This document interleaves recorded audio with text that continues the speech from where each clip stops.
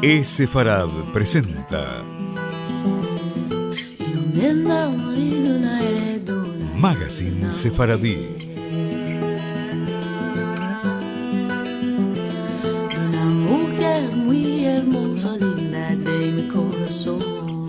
Una producción de Radio High y Radio Sefarad.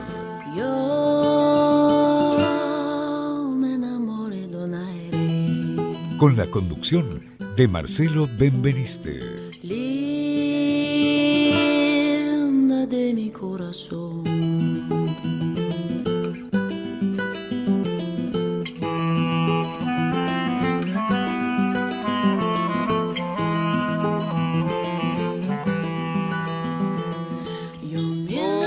Hola amigos, bienvenidos a esta nueva edición de Sefarad Magazine Sefaradí, edición número 411. Y hoy el programa es el primero de una serie de programas que vamos a dedicar a los judíos de Cuba y en particular a la inmigración sefaradí en Cuba y el desarrollo de este colectivo en la isla. Un artículo que tiene como base el escrito por Margarit Bejarano. Cabe señalar, nos dice Margarit, que por falta de posibilidades de acceso a los archivos cubanos, el trabajo, que es muy interesante y muy bien hecho, se basa en gran medida en la documentación oral. Así que vamos a comenzar en esta primera parte de los sefaradíes de Cuba.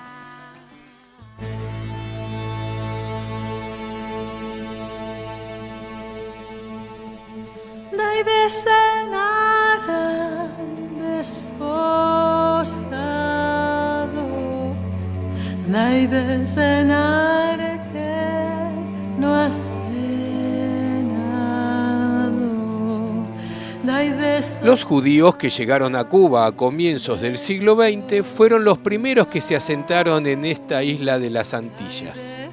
Durante los 400 años en que Cuba fue una colonia de España hasta 1898, no se permitió la inmigración judía y la presencia de judíos no fue posible, aunque existen evidencias históricas sobre el asentamiento de judíos y su aporte al desarrollo económico de la isla.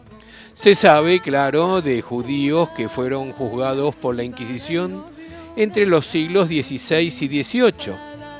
Con el andar de los años, los judíos se asimilaron a la población católica, pero en muchas familias, por ejemplo la del propio Fidel Castro, se preservaron indicios de su origen judío.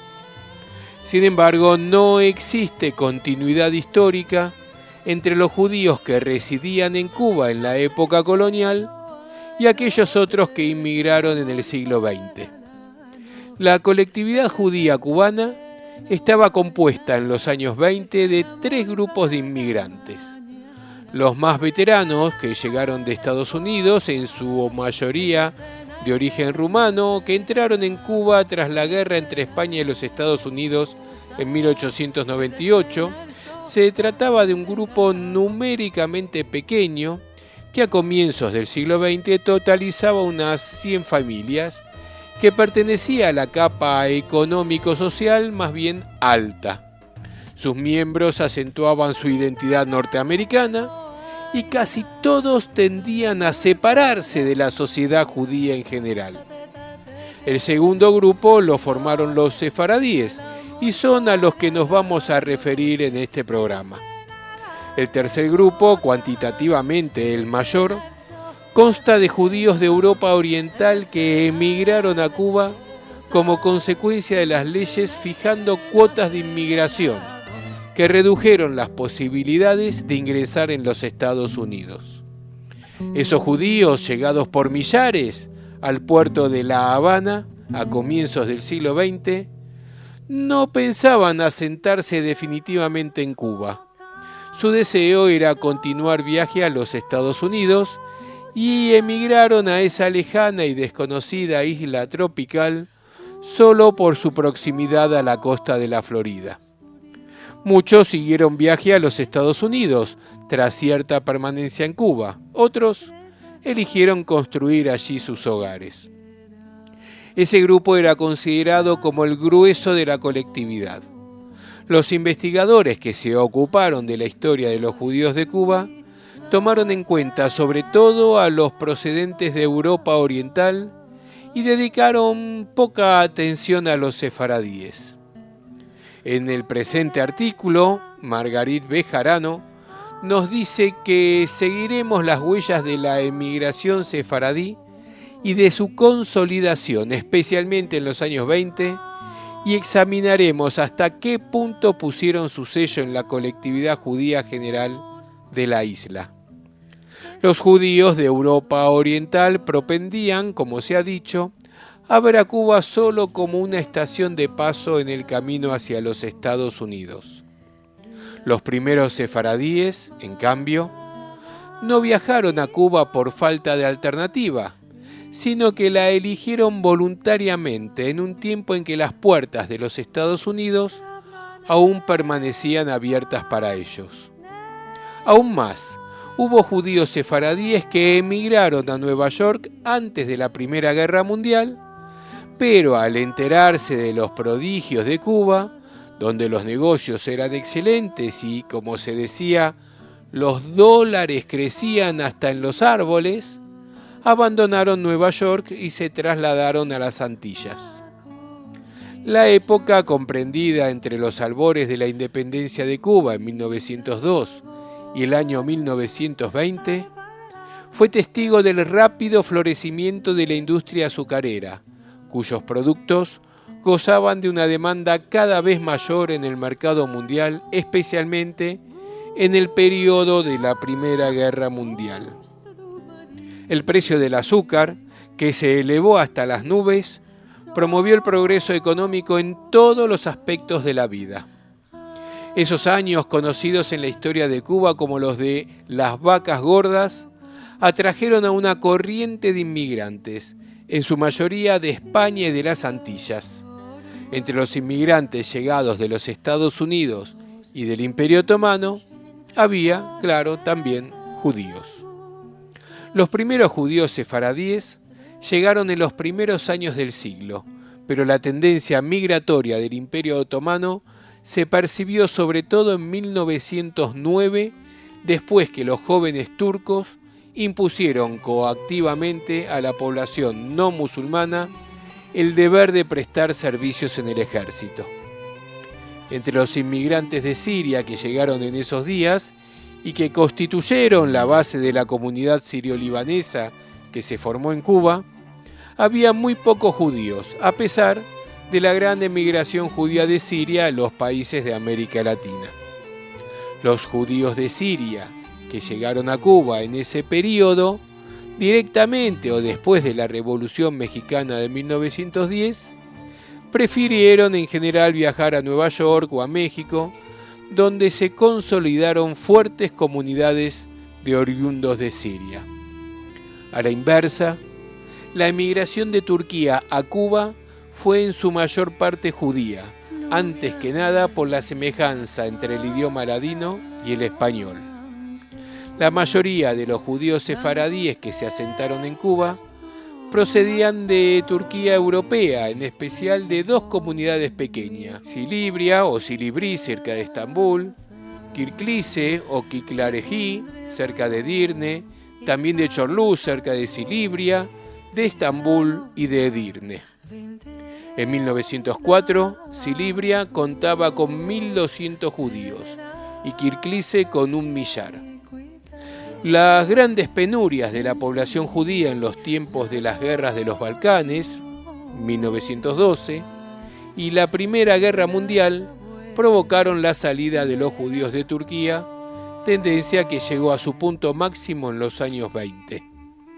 Las dificultades para emigrar a los Estados Unidos en ese periodo convirtieron a los emigrantes jóvenes que se habían ido por miedo a la conscripción militar en puntas de lanza que se indicaron por donde se orientaría la amplia inmigración. Lamentablemente, la emigración masiva de los judíos a Cuba se inició durante la crisis económica que azotó a la isla. Esto debido al pronunciado despeñamiento de los precios del azúcar en el mercado mundial. Un informe presentado en 1925 por Harry Beetles sobre la situación de los inmigrantes judíos calculaba el número de sefaradíes en 2.700, de los cuales 700 eran veteranos y 2.000 llegados después de 1922. Según el autor del informe, la situación de los sefaradíes era mejor que la de los ashkenazíes, pues su adaptación fue más fácil y los veteranos se habían organizado para acudir en ayuda de los recién llegados. Pero también a los sefaradíes, digamos veteranos, que perdieron de repente todos sus bienes, no les resultaba fácil hacer frente a las penurias de los nuevos inmigrantes y trataron de suspender la ola inmigratoria. En el informe anual de Shevet Ahim, la organización comunitaria de los sefaradíes en Cuba, correspondiente al año 1924, se puede leer, y esta es la transcripción textual: por ser el año 1924 el año de inmigrantes hebreos sefardim, que por su cantidad fue necesario tomar las medidas más urgentes para no dejar en el desamparo a nuestros hermanos que tocaban las puertas de nuestra asociación, inmigrantes que ya no eran jóvenes aventureros en busca de riquezas, eran familias y chiquillos que huían a la miseria que con motivos del cambio de régimen en los países balcánicos buscaban refugio en las libres Américas y entre estas Cuba. La ola inmigratoria era tal, y en su mayoría necesitados, que el Shevet Ahim tuvo que enviar cartas aclaratorias a los grandes rabinatos de Constantinopla, Adrianopla y Bulgaria, por ser estos los países de donde emigraban, y que nuestras cartas fueron leídas en todos los templos el día sábado por orden del gran rabinato y publicadas en los periódicos de Constantinopla. Los judíos sefaradíes comenzaron su derrotero como vendedores ambulantes buhoneros. En parte se quedaron en La Habana, donde recorrían casa por casa, ofreciendo mercancías a plazos, porque decían: quien desembarcaba del buque tenía un pariente o amigo que le preparaba para la buhonería. Muchos se dirigieron a las ciudades del interior, a los centros comerciales rurales y a las centrales donde estaban las fábricas de azúcar, transportando sobre la espalda mercancías pesadas, colchas, sábanas, frazadas, vestidos de mujeres, ropa de hombre, ropa interior y calzados.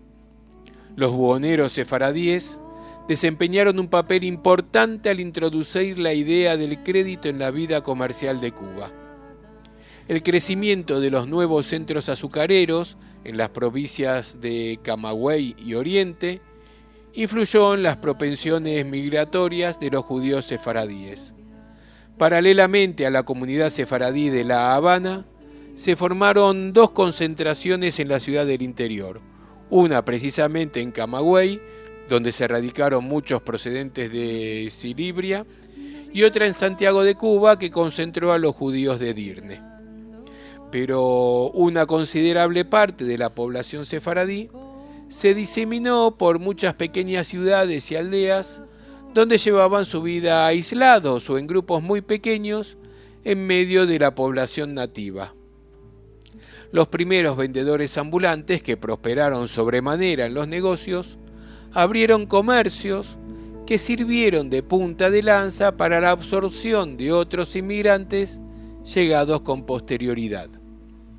Los dueños de comercios vendían productos a plazos a sus paisanos, que salían a ofrecerlos por las calles de La Habana y en las aldeas del interior. La crisis económica que azotó desde 1929 hasta 1933 afectó también a la población sefaradí en Cuba. La mayoría se dedicaba al comercio. En el interior, casi todos los sefaradíes vivían con relativa holgura y sin diferencias socioeconómicas importantes. En La Habana, en cambio, había hombres de negocios muy acaudalados que no le iban en saga a los comerciantes ashkenazíes. Entre los hijos resaltaba la tendencia a las profesiones académicas, sobre todo en La Habana, pero muchos sefaradíes continuaron viviendo en La Habana Vieja, residencia de los primeros inmigrantes judíos. Aún en la época en que la mayoría de la colectividad prosperó económicamente, había una gran capa de vendedores ambulantes judíos sefaradíes en la capital y en las ciudades del interior. La buhonería caracterizó también a una parte de los inmigrantes judíos llegados a Cuba, pero la diferencia entre ashkenazíes y sefaradíes en la economía resaltaba sobremanera. Los ashkenazíes prefirieron concentrarse en La Habana, no en las ciudades de las provincias. La buhonería fue para ellos una etapa transitoria, hasta poder adquirir un comercio o abrir una empresa privada, o inclusive hasta emigrar a los Estados Unidos. Hacia mediados de los años 30, disminuyó mucho el número de vendedores ambulantes ashkenazíes. En cambio, un gran número de sefaradíes continuaron ocupados en ese trabajo hasta la Revolución de Castro en 1959. El trabajo de buhonero no reflejaba necesariamente una falta de éxito económico. A algunos el trabajo en la calle les permitía disponer de más tiempo y llevar una vida más cómoda. El estilo de vida de los buhoneros en los años 40 y 50 difería de los años 20. En vez de transportar las mercancías al hombro, muchos ambulantes adquirieron automóviles. En vez de ir de una casa a la otra, establecieron círculos de clientes fijos y en vez de vender frazadas y ropa interior, ofrecían joyas y relojes. Lo que se conservó invariable fue el principio de la venta a plazos y la incertidumbre de una subsistencia insegura. La primera organización judía fue fundada por el grupo norteamericano, que le impuso el nombre de United Hebrew Congregation. Comenzó a funcionar en 1906 con el objeto de adquirir un cementerio para los judíos. La iniciativa perteneció a un inmigrante de Argelia, de nombre Hadida, quien se sintió dolorido por la necesidad de dar sepultura a un familiar en el cementerio cristiano, y el camposanto sería para toda la población judía de La Habana y sus alrededores.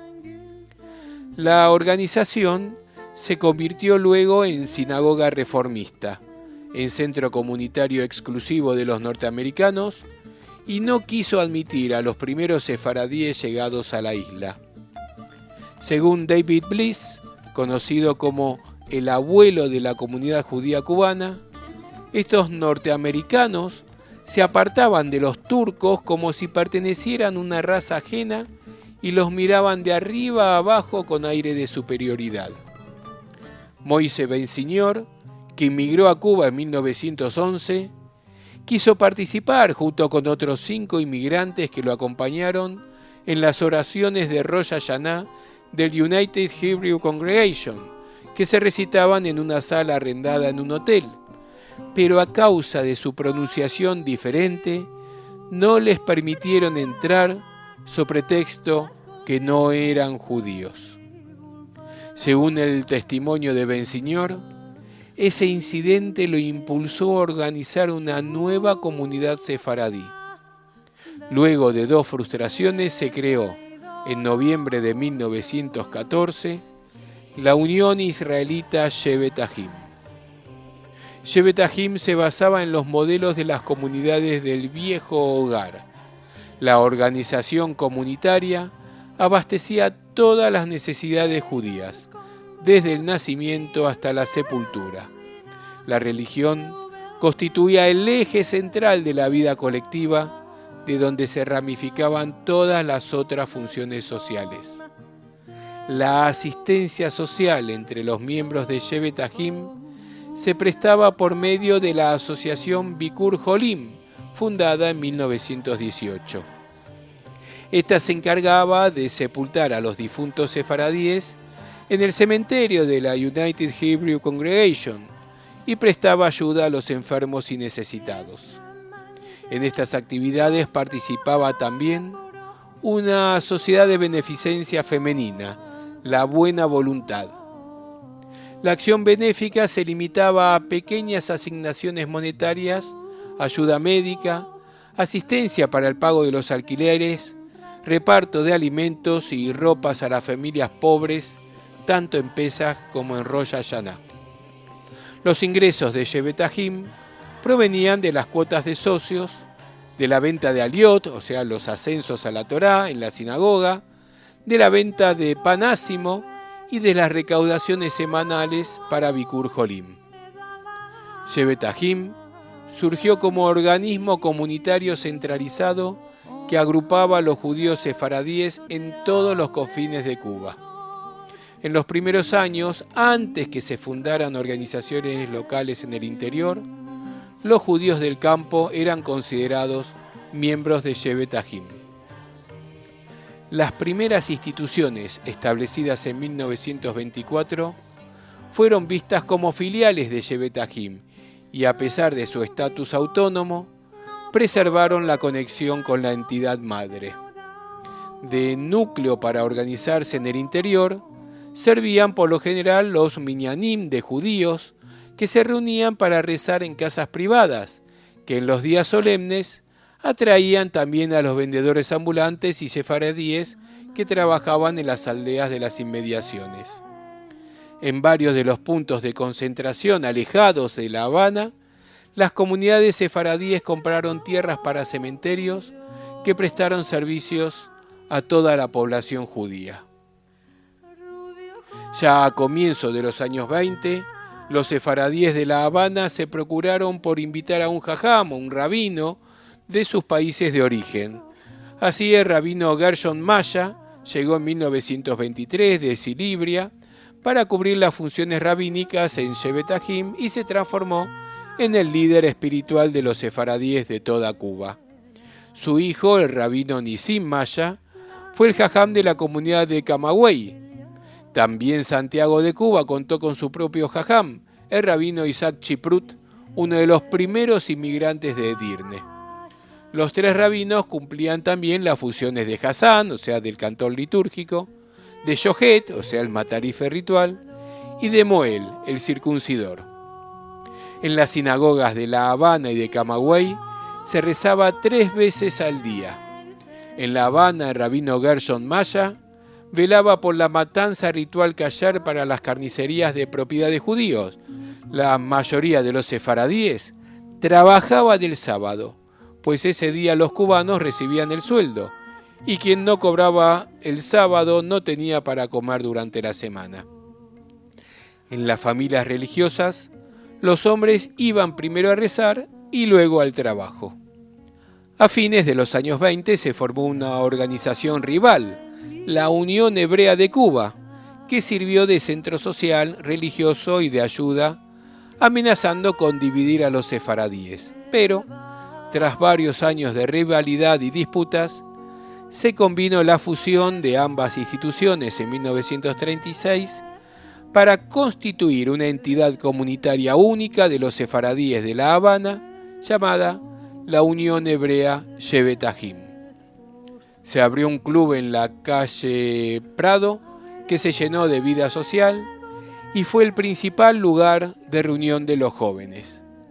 La actividad social confería a los judíos de La Habana una notable ventaja con respecto a las 2 pequeñas comunidades de las ciudades del interior. Cabe señalar que los judíos sefaradíes continuaban llevando un estilo de vida similar al que los distinguiera en Cuba. Las mujeres, a diferencia de las ashkenazíes, no trabajaban fuera del hogar y la vida giraba en torno a la casa, la familia y la sinagoga. Las relaciones con los cubanos eran amistosas, pero siempre tenían lugar fuera del hogar. Y así terminamos esta primera parte de los judíos de Cuba, o mejor podemos decir, de los sefaradíes de Cuba, para dentro de una semana continuar con esta apasionante historia. También con mucho llorar.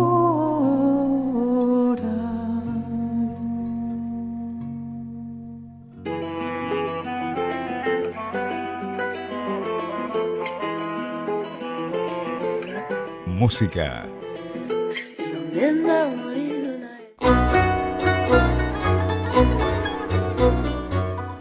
Nos vamos como siempre escuchando muy buena música sefaradí. La canción del final del programa esta semana la elige y la presenta la cantante catalana Rosa Zaragoza. Hola, esta canción se llama ¿Para qué quiero? Es una canción de amor desesperado, no correspondido, en fin, un drama. Está en un CD que se llama Terra de Jueus, en donde están también las canciones de los judíos catalanes. Pues un abrazo desde Barcelona. Es con Rosa Zaragoza que nos vamos a despedir. Yo soy Marcelo Benveniste. Los espero, como siempre, dentro de una semana, los viernes a lo largo de todo el día en radiosefarad.com y los domingos a las 6 de la tarde en Radio High. Allí encontrarán nuestro programa Sefarad Magazine Sefaradí. También los esperamos en nuestro portal que todos los días tiene novedades y noticias nuevas.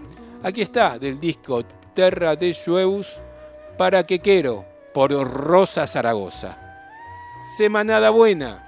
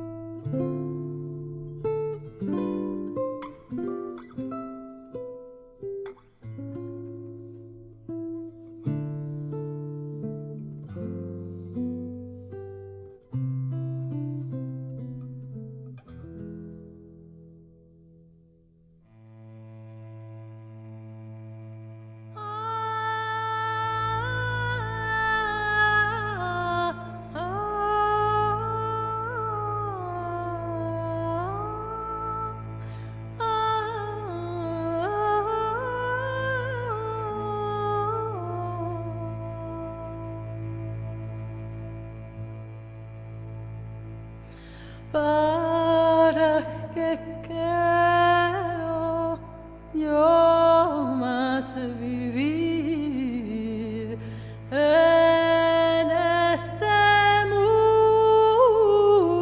mundo? ¿Para qué quiero yo más vivir en este mundo?